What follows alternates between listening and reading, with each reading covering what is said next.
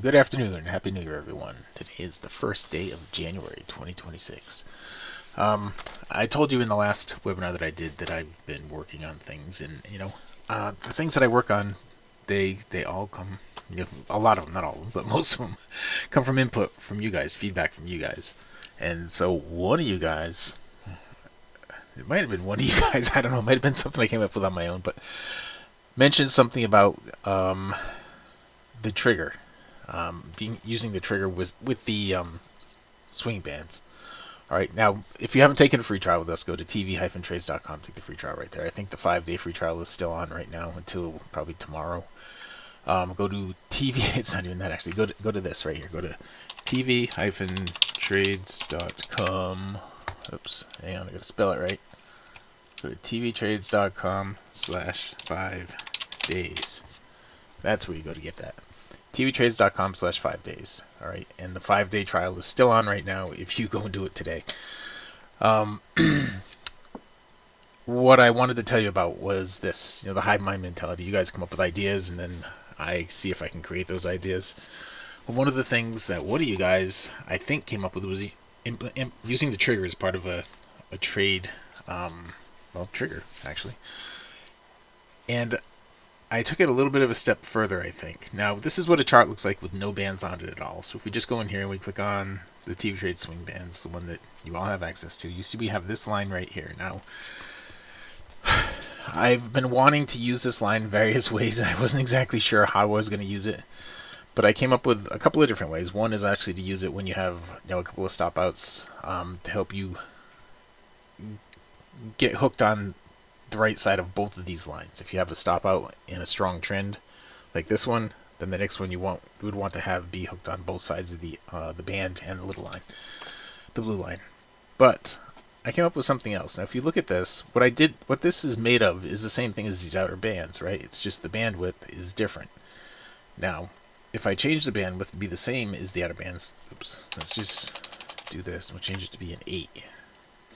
Okay, then you see it's in the middle like this. Now, this is on the non-repainted stuff in here, all right? The non-repainted. If you repaint it, it's not going to be in the middle.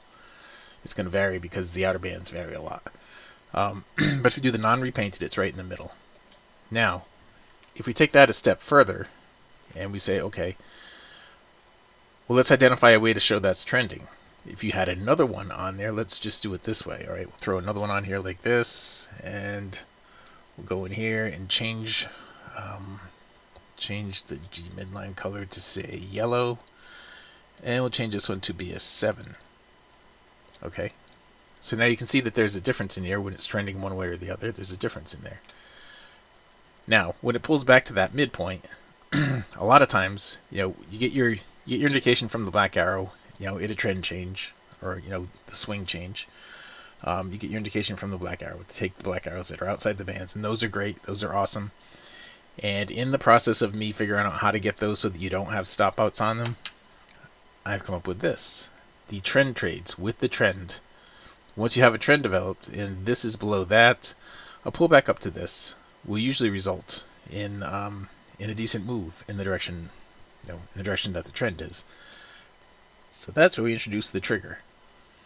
Now, what I've noticed is that a pullback to this that closes above the mid bands, that's coupled with a drop back below it and a pull out of the overbought in the trigger is a great combination.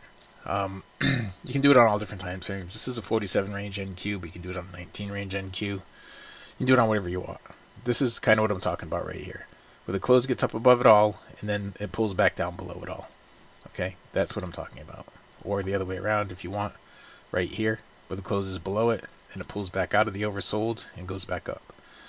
All right, I just want to point that out to you guys. It's something that I'm working on. I'll probably have it done by the next meeting. I'll probably have a version of it done. Actually, let me just show you. I do have a version of it done already, but I don't have a version out to you yet. This is what the version looks like. Okay, so you don't need to go through and do all that stuff. This is what the version looks like. Inside here, I have these in here, and I have the different ones in there. It's all in one indicator, so you don't have to go around and try to manipulate things. Something I'm working on. I just want to point it out to you guys. It's a trade setup that it happens again and again and again, and it works really, really well. It's to go along with the arrows on the outer bands, right? The arrows on the outer bands are great, and that's a really simple solution for you. And this is another thing that you can see coming, and you'll be able to trade again and again and again. Remember, the idea is not to place 1,000 trades a day. The idea is to get in there, make some money, and stop trading so you don't put yourself at risk anymore. Okay?